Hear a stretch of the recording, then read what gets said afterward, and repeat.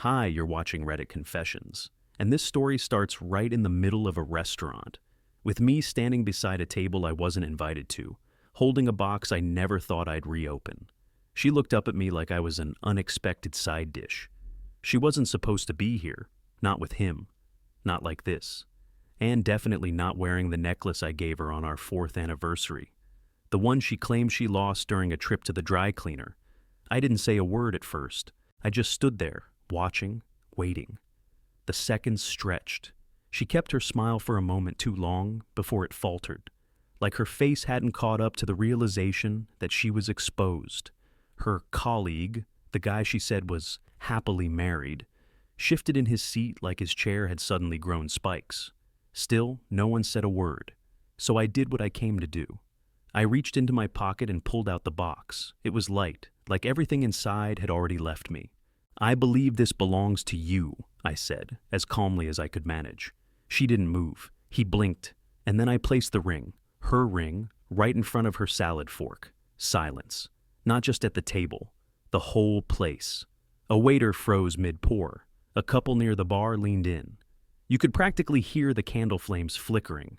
Then she did something I didn't expect. She laughed. Not loud, not hysterically. Just a soft, nervous chuckle like I had told a joke with no punchline. "Wendell," she said, like she was trying to soothe a barking dog, "don't make a scene." That's when something inside me cracked. Don't make a scene? She made 1,000 of them. Every late night, every lie, every time she turned away from me in bed like I was furniture. And now I was the one making a scene. Her lover, I think his name was Camden or Curtis or something equally smug, tried to chime in. "Hey man, maybe we should talk outside." Number. I'd been quiet long enough, so I pulled out my phone, opened the voice memo app, and played the recording. I'll tell you how I got it, and what she said in that recording, in part 2. But let's just say, the moment her voice echoed through that restaurant, nobody looked at her the same way again. The moment I hit play on my phone, I swear the temperature in that room dropped 5 degrees. The recording started with the scratchy sound of my old living room ceiling fan. And then, there it was. Her voice. Clear as glass and sharp as a knife. "He's harmless. He thinks if he cooks me dinner and folds the towels, I'll stay forever. Honestly, I feel sorry for him sometimes. But, Camden, you actually make me feel alive." I saw it. The second-hand embarrassment sweep across people's faces at nearby tables. A woman by the window put her hand over her mouth. A guy in a suit nudged his friend like he couldn't believe what he was hearing. And Nora? She just sat there, frozen, pale, like someone had just called her bluff in front of the whole town. She reached for the phone, but I was faster. "There's more," I said, "but I think they've heard enough." I looked directly at Camden, or whatever his name was, who suddenly looked like he'd rather be anywhere else in the world. "You knew she was married?" I asked him, not loudly, not angrily. Just tired, deflated, like I was asking him to pass the salt. He opened his mouth, then shut it.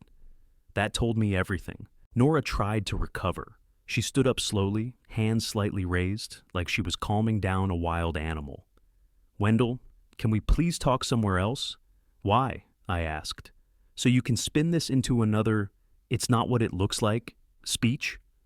I turned slightly toward the rest of the room. "Because I think it looks exactly like what it is."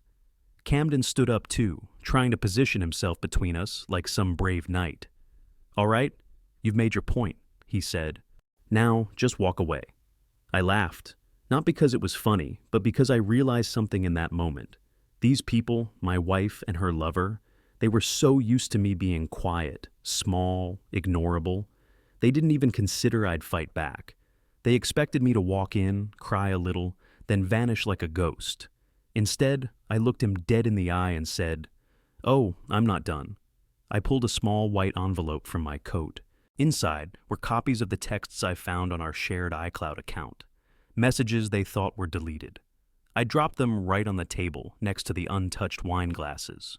"You might want to read how she talked about your performance when you weren't around," I added with a hint of venom even I didn't know I had. Camden's eyes narrowed. Nora snatched the envelope before he could, but it was too late. The damage had already been done. I didn't need a mic drop. That envelope was the mic. I turned around and walked out, my heartbeat steady, my fingers cold, and my eyes burning. But before I reached the door, someone from the bar actually clapped once. Just once, then another. And somehow, the sound of that scattered, awkward applause, the kind you give someone who's been through hell and finally drew a line, followed me out the door. The night air hit me like a wave. I had no idea where I was going. My car was parked 2 blocks away, but I just kept walking, hoping the numbness in my chest would turn into something I could feel. I didn't cry, not yet. I think I was still trying to understand what had just happened. Did I really do that? Was that really me? And then my phone buzzed in my pocket. It was a message from someone I didn't expect. What they said in that message changed everything about what I thought I knew, and it forced me to question if Nora's betrayal had started way before I ever walked into that restaurant. I stopped walking once I hit the Riverwalk. My breath looked like fog under the street lamp. I sat on a bench that still had raindrops from earlier, but I didn't care. I needed to read the message. I needed to know why my phone buzzed right after I just threw away my marriage in front of 20 silent witnesses. The message was from Delaney, my wife's sister. "Wendell, I just heard from Nora. Please don't go home tonight. Call me first. Please." I stared at those words for a long time. My first reaction was confusion, then suspicion. Why wouldn't I go home? My bag was already in my car. I had packed a few hours before dinner, just in case. I didn't want to sleep under the same roof with someone I couldn't trust, not after what I had found on her phone. Still, Delaney wasn't the type to send dramatic texts. She's the most measured person I know. In fact, I always thought if I died in an accident, she'd be the one to tell the family with calm sentences and warm tea. So, her tone made my stomach turn. I called her. She answered immediately, whispering, "Wendell, I'm so sorry. Nora's freaking out. She's on her way home, and I don't want you to be there when she arrives." "Why?" I asked. There was a pause on her end. Then she said something that chilled me deeper than the wind. "Because I think she's going to try to spin this on you." She said something about telling people you hit her. I froze. "What? No way. She wouldn't." But my words stalled halfway. "Because suddenly, I didn't know what she would or wouldn't do anymore," Delaney went on. "Look, I know you'd never hurt anyone. But she's panicking, Wendell. She's cornered and unpredictable. Just, please don't be there alone with her. Come here, I'll explain everything." I sat there staring at the dark water. How do you prepare for something like this? How does a person go from folding your laundry to plotting your ruin? I didn't go home. I drove straight to Delaney's house, where she opened the door with 2 mugs of tea like she was expecting heartbreak. I must have looked like I'd just been run over by something invisible because she didn't ask questions right away. She just handed me the tea and said, "She's done this before. Not like this, but you deserve to know." That sentence landed like a punch I didn't see coming. "Wait, what do you mean before?" Delaney's face was pale, tired. "Wendell, I didn't say anything because I always thought she'd grow out of it. But she's done this kind of manipulation since high school. She dated 2 guys at once for months, convinced one that the other was abusive. She cried to their parents, said she was scared, but it was all to hide her cheating. She always finds a way to flip the script." I put the tea down. My hands were shaking again. "Why didn't you tell me?" she sighed, leaning back. "Because you were the first person who made her actually commit to anything. I thought maybe you were different. I thought maybe she'd finally found her peace." The laugh that came out of me was dry and pathetic. "Peace?" she told her affair partner. "I was like a houseplant, always there, easy to ignore, impossible to get rid of." Delaney winced. "I'm sorry." I rubbed my face. My mind was spinning. I'd been preparing for heartbreak, betrayal, even public humiliation. But a false accusation? That was a whole new battlefield. And Nora wasn't some stranger. She was smart, charismatic, and good at playing the victim. If she really wanted to twist this into something it wasn't, she could. People would believe her. That terrified me more than anything. Then Delaney added one last thing before I went to sleep on her couch. "She's already called your parents. I think she's trying to get ahead of the story." That night, I didn't sleep. I lay there staring at the ceiling, wondering how long this had been building, wondering if I ever knew the woman I married, wondering who else had already picked a side. But the biggest shock came the next morning. in the form of a knock at the door and two words I'll never forget. Police. Open up. When I opened the door, two officers stood there. One was young and expressionless, the other older with a mustache that twitched every time he blinked. They didn't raise their voices. They didn't yell. They just asked if I was Wendell Miller. I said yes. And then the older one said, "We received a report about a possible domestic dispute at your registered address. We're going to need to ask you some questions." Delaney stepped into the hallway behind me. Her presence grounded me because I honestly felt like I might pass out. I hadn't even been home. I hadn't even spoken to Nora since the restaurant. What could she possibly have said? I asked if I was being charged with anything. They said no, not at the moment, but the younger one added, "We do have to follow up on claims like this." For everyone's safety. They asked if I was willing to answer a few questions. I nodded and led them inside. The questions were invasive, but I answered each one carefully. When was the last time you were at your residence? Did you have an altercation with your wife recently? Is there anyone who can verify your whereabouts last night? Delaney stepped in to confirm everything. She told them I'd stayed at her house, that she'd seen the messages, that Nora had been the one acting erratic and unhinged. The officers listened, took notes, and one of them finally asked, "Do you have any proof of your wife's behavior before this incident?" I walked to my bag, pulled out a printed sheet of messages, the same ones I'd left at the restaurant. The officer skimmed over the parts where Nora told Camden that I was easy to gaslight and wouldn't make noise even if I caught her mid-lie. He raised an eyebrow but didn't comment. After 20 minutes, they told me I wasn't being detained. Not yet. "But you might want to consult a lawyer," the older one said as he tucked his notepad away, "just in case this turns into something bigger." After they left, I just stood there, not angry, not crying, just hollow. Because here's the thing no one tells you about betrayal. It's not the loud moments that break you. It's the quiet ones after, when you realize the person you defended for years just built a version of you that people could fear. Delaney tried to convince me to eat. I couldn't. I sat on her front steps watching neighborhood kids play tag, completely unaware that a man a few yards away was watching his entire identity crumble in real time. I was no longer Nora's husband. I was a story she was writing. One where I was the villain, and she the poor, misunderstood woman who needed to protect herself.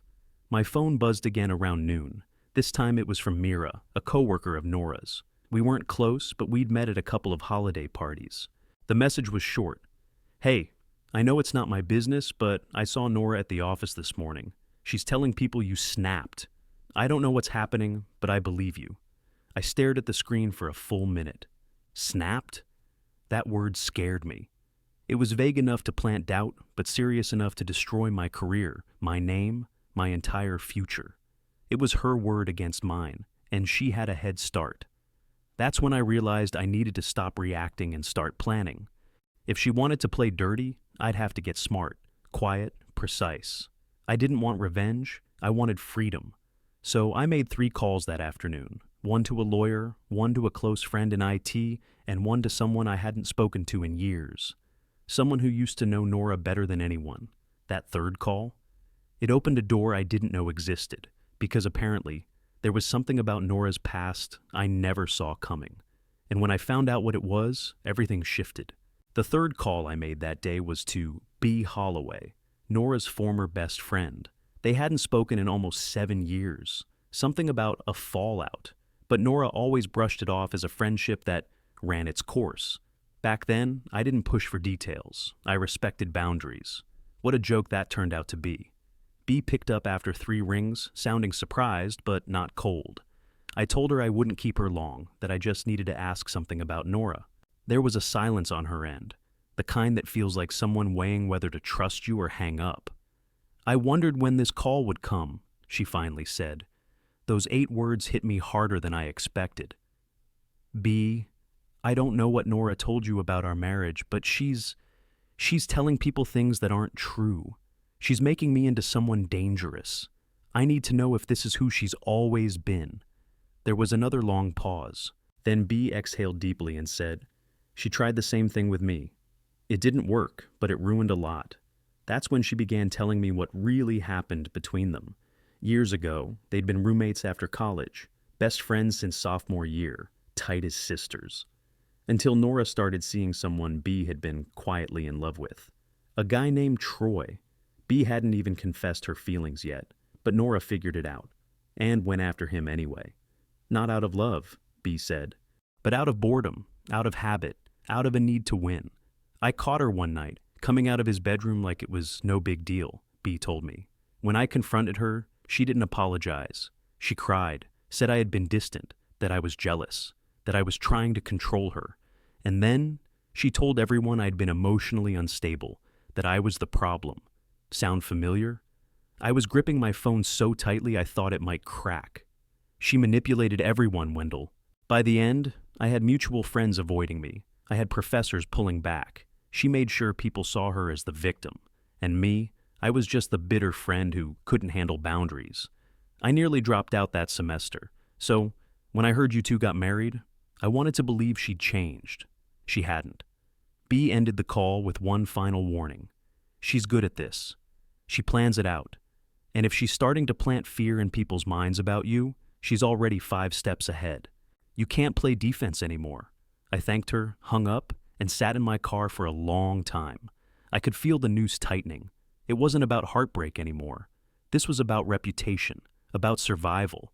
I knew Nora was already painting her version of events, a version where I was unhinged, obsessive, controlling, and I knew how easily people would believe it, especially coming from someone as polished and charming as her. That night, I met with my lawyer, a woman named Carla Broom, recommended by my friend in IT who had seen this kind of smear campaign unfold before. Carla was blunt, sharp, and didn't bother softening her words. She looked over everything I had, the texts, the recordings, the photos. She listened to my account. Then she asked the question that made my blood freeze. Has she ever accessed your medical records or mentioned anything about your anxiety history? I blinked. Yes. I've dealt with panic attacks since college. She knows that. She's used it against me a few times. Why? Carla leaned back. Because if she's laying groundwork to make you look unstable, that's where she'll strike. She'll say you've struggled for years, and that she was scared for her safety. Even if it's not true, people won't need proof. They'll just need enough doubt to stay silent while your life implodes. The room felt colder. I suddenly hated how much I'd shared with Nora. Every vulnerable moment, every breakdown, every confession I once thought was safe inside a marriage. Carla gave me a plan, a real one. Step 1, we were going to file a restraining order, not against her physically, but legally, to protect my name, my record, my right to live without this hanging over me. But as we were finalizing the paperwork, an email hit my inbox. It was anonymous, no subject, one attachment. I hesitated before opening it. I should have known better, but curiosity got the better of me. And what I saw in that attachment, it was a photo of Nora in my home, smiling. And in the corner of the frame, something she should have never had in her hands. At first I thought the image was fake. It had to be. I stared at it, zoomed in, brightened it, squinted like an idiot trying to make sense of it. But no matter how many times I blinked, it didn't change. Nora was standing in our living room, wearing the same blue sweater she'd told me she got rid of 2 years ago. Her hair was pulled back, the way she always did when she wanted to look effortlessly perfect. She was grinning, wide and smug, holding something in her hand.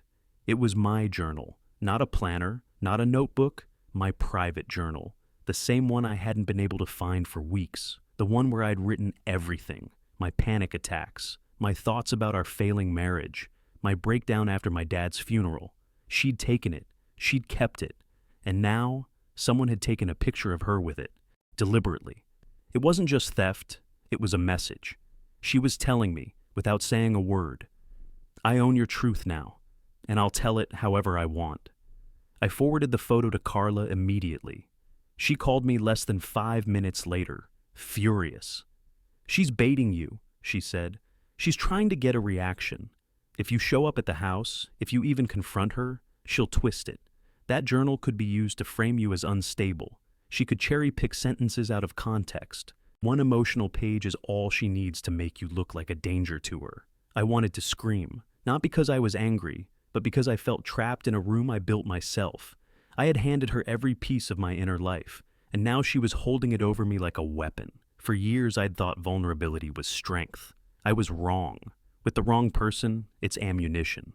That night, I didn't sleep. I sat in Carla's office, surrounded by printed messages, recordings, and now this photo, trying to connect the dots. That's when Carla leaned forward and asked, "Do you have any idea who could have taken this photo?" I didn't, but I had one guess. Someone with access to our house, someone she trusted, and there was only one person who fit that description: Simon. Simon was our neighbor, mid-30s, too friendly. He had helped us install our backyard lights last summer and offered to water the plants when we were out of town. I always thought he was harmless. Nora once joked he was like a golden retriever with tools, but something hadn't sat right with me for months. I remembered the time I came home early from work and saw him leaving our driveway. He said he was dropping off a spare key Nora asked for. I didn't question it. I should have. I texted Simon that night. Nothing dramatic. Just a polite, "Hey, can we talk for a second?" Something weird came up. He responded immediately. "Sure, I'll come by. 10 minutes. When he arrived at Carla's office, he looked nervous. Sweaty palms, fake smile. I didn't waste time. "Did you take this?" I asked, pulling out the photo. His face drained. I didn't mean for it to be used like that," he stammered. "She said it was just for her records. Said you were threatening her. And she needed evidence." Carla jumped in. "Look, Simon, that photo was sent anonymously. Do you know who sent it?" He nodded slowly. "She made me do it. She said if I didn't send it from a burner account, she'd tell people I was harassing her. I didn't know what to do. I could barely breathe. This woman, my wife, had orchestrated a fake harassment story against our neighbor to pressure him into helping her frame me." Carla leaned forward, calm and steady. "Will you testify to that? On record?" Simon looked at me, then back at Carla. "Yeah," he said. "I'll do it. I'm done being part of her games." That was the turning point. With Simon's statement, we finally had something solid, proof of coercion, evidence of malicious intent. It wasn't enough to undo the damage to my reputation, but it was the beginning of a defense, and maybe even justice. But just as I thought I had gained an inch of ground, I got another email. No photo, no message, just a court summons. Nora had filed for a restraining order against me. The court summons came on a Thursday morning, tucked into a yellow envelope as if it were something as harmless as a jury duty notice. I stared at it for a long time before opening it, almost hoping I'd imagine the name on the front. I hadn't. It was real. Inside, the document stated that Nora was requesting a temporary restraining order on the grounds of escalating emotional instability and verbal threats, alleging that she no longer felt safe in her home or around me.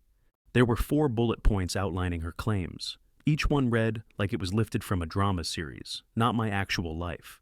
According to her, I had threatened her with emotional retaliation, had a history of controlling behavior, had monitored her whereabouts, and, most damaging of all, that I had recently attempted to intimidate her and a witness. The last point was obviously about Simon. My stomach dropped. What made it worse was the timing. The hearing for our financial settlement was scheduled for the following Monday. This wasn't a coincidence. It was a strategy. If the restraining order was granted, I'd be removed from any claim to shared property. My access to our joint accounts would be locked. I'd lose leverage. And in her twisted logic, she'd walk away not just clean, but with a profit. I called Carla. She was already reviewing the filing when I got to her office. "She's aggressive," she muttered, scanning the paperwork. "Too aggressive. This might actually work in our favor. How? Because she overplayed her hand? The timing is too perfect. And if we can prove that even one of these statements is false, we can challenge her entire narrative." Simon was our key. Carla had already started drafting his affidavit. It outlined everything. How Nora manipulated him into taking the photo, how she threatened to frame him if he didn't comply, and how he regretted his part in it. She also gathered all the metadata from the photo, time-stamped proof that Nora had entered our home after I had already moved out, and that she had knowingly taken my personal property. But the best part? Carla had sent a private investigator to quietly interview Nora's co-workers. 3 of them, including Mira, were willing to write statements confirming that Nora had been openly mocking me at work, laughing about how, easy it would be to paint Wendell as unstable. One of them overheard her saying, "If he ever fights back, I'll just say I'm scared. He cries in his car, for God's sake. No one will believe him over me." That line did something to me. It shattered whatever remnants of guilt I was still carrying. I had spent weeks questioning whether I had failed her somehow, whether I had been too boring, too careful, too soft. But that quote told me everything. This wasn't about love, or heartbreak, or even betrayal. This was about power. She wanted to win, no matter what. The court date came faster than I expected. The morning of the hearing, I sat outside the courthouse in my car, staring at my reflection in the window. My tie was slightly crooked, my eyes were sunken. I looked like a man clinging to whatever was left of his life, but inside, I was steady. When Nora entered the courtroom, she wore beige, soft, innocent. Her hair was down in perfect waves, no makeup smears, no signs of stress. She played the role flawlessly. Until the judge asked her to speak. She delivered her story like she'd rehearsed it in front of a mirror, tears on cue, voice cracking in all the right places. She said she feared for her life, that she didn't know what I was capable of, that she had found alarming pages in Wendell's journal, which showed signs of obsessive thinking. I felt sick.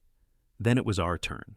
Carla presented everything: Simon's affidavit, the coworkers' statements, the metadata, the messages, and finally a written excerpt from my journal, the one Nora claimed made me dangerous, where I wrote, "I worry that I've become invisible in my own marriage, but I don't want to give up. I just want to be seen again."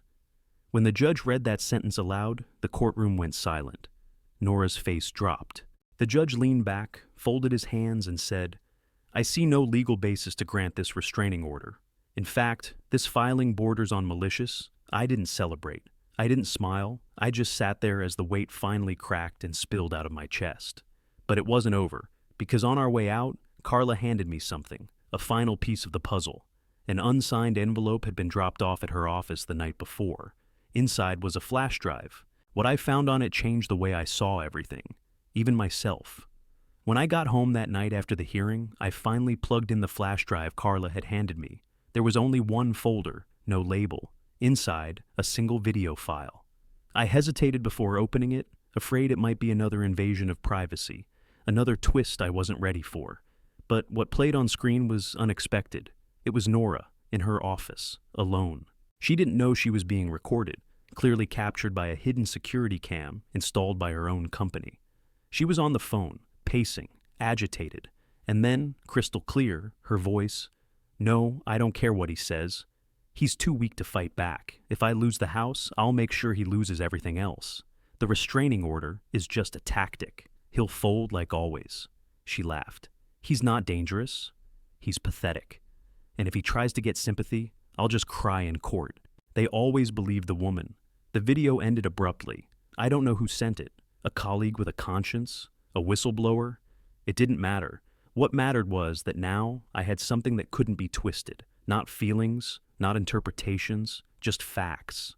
With that file, Carla filed a motion for defamation and abuse of process. Nora's legal team went silent. Within days, I received a settlement proposal. She dropped all claims, agreed to give up her share of the house, left our joint accounts alone, and signed a non-disclosure agreement that prevented her from spreading a single lie about me again. Just like that. It was over. The relief I felt didn't come in a wave. It came in slow moments. The silence in my house that didn't feel oppressive anymore. The first meal I cooked without imagining her rolling her eyes. The first time I opened my journal again, this time writing not about pain, but about clarity. I've learned something. Being the quiet one, the overthinker, the so-called harmless man. It doesn't make you weak. It makes you precise, resilient. When your whole life's been spent trying to understand people, you eventually see through them, even the ones you love most. So now, I'm rebuilding. I moved out of that house. I travel more. I started working on a small memoir, maybe to help others who've lived through manipulation and came out stronger. And yes, I'm still a whiny oversharer. But I'm okay with that. That's me, honest, anxious, and finally free.